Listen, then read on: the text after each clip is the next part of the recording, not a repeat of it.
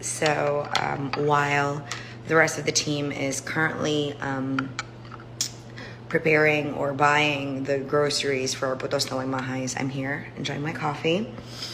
I prepared a caramel macchiato this morning, so I wanted to start my day with a little bit of advice for everybody, okay? You can take it or you don't, fine by me. But what matters is that I speak on it, so you kind of know, how to deal with things like this. First of all, sing init ng pagmamahal ko. Anyway, so everybody has all these comments about Toni Gonzaga. And I just want to add to that by saying that the moment Toni Gonzaga burst into the TV and said, Piala!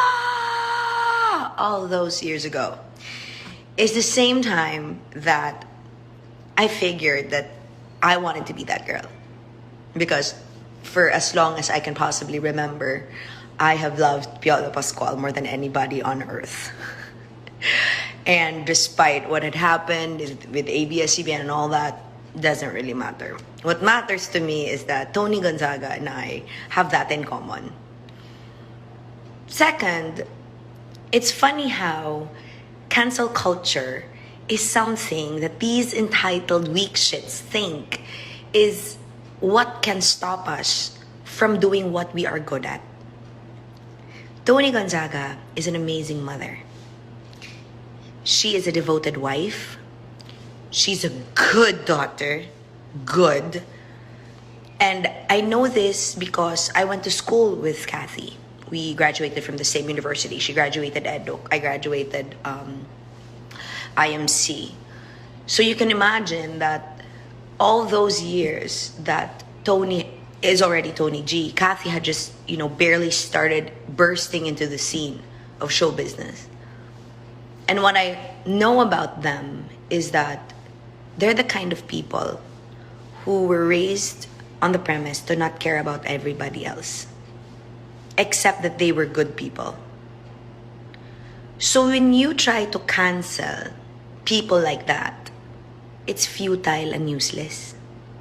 Wala kaming pakialam kung makakancel kami kasi hindi kami subscription sa cable network o sa cellphone. When you say cancel Toni G for not sharing your thoughts and aligning with your political beliefs, una sa lahat, why didn't you cancel her in 2016 nung sinuportahan nila ni Paul Soriano si BBM for Vice President? Why didn't you cancel her then when they made BBM their ninong? I mean, ganyan ba talaga kayo kawalang alam? O ganyan lang talaga kayo ka-entitled thinking na may power pa kayo over us? I say us because I've been canceled more times than Toni G. Bago pa lang siya, girl. Ako, 1 whole year na niya akong kinakancel. Buhay pa rin us. And funny how, despite kung gaano kagaling si Toni at gaano siya kabait, you still pray na magbe-break sila ni Paul. Ganyang klaseng tao kayo. That's the kind of supporters that deserve to win. No, your candidate does not deserve to win. Your candidate deserves to be banned at every possible position because pag kayo nanalo, it will proliferate toxicity, stupidity, and uselessness in our nation. Absolutely not. I will not allow it. So magtutuos tayo. Siguro kung si Toni G talagang mas nagagalit kasi wala siyang pakialam kasi maganda pa rin siya. And guess what? She may not host PBB, but can you imagine if she's our next spokesperson? 6 years of hello Philippines and hello world. Ready na ba kayo? I wouldn't mind that. I am so excited for her. It's either her or Cristina Frasco na puro magaganda. So good luck. Can you imagine how well made our what do you call this, media shorts for the president if BBM wins. My God, can you imagine Paul Soriano directing every one of those shorts for the PCOO? I'm so ready. Kasi makikita nyo naman yung difference, di ba? Sinasabi nyo well-attended ang caravan nyo. Hindi kayo well-attended, be. Maliit lang talaga.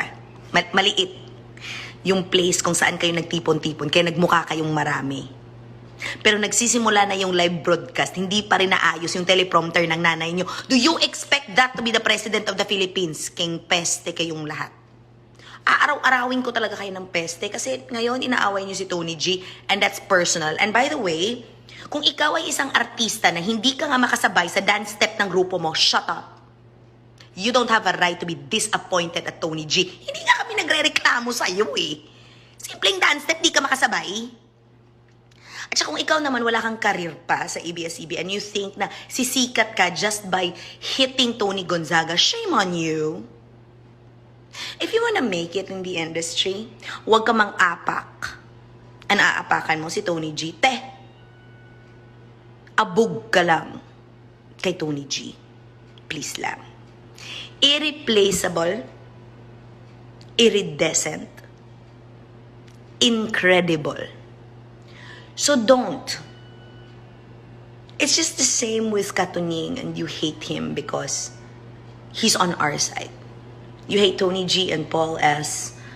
And you think that it only cements that we all agree, people of this caliber agree, that the definition of the better tomorrow for the Philippines lies in the unity, lies in BBM becoming president and Sara Duterte becoming vice president.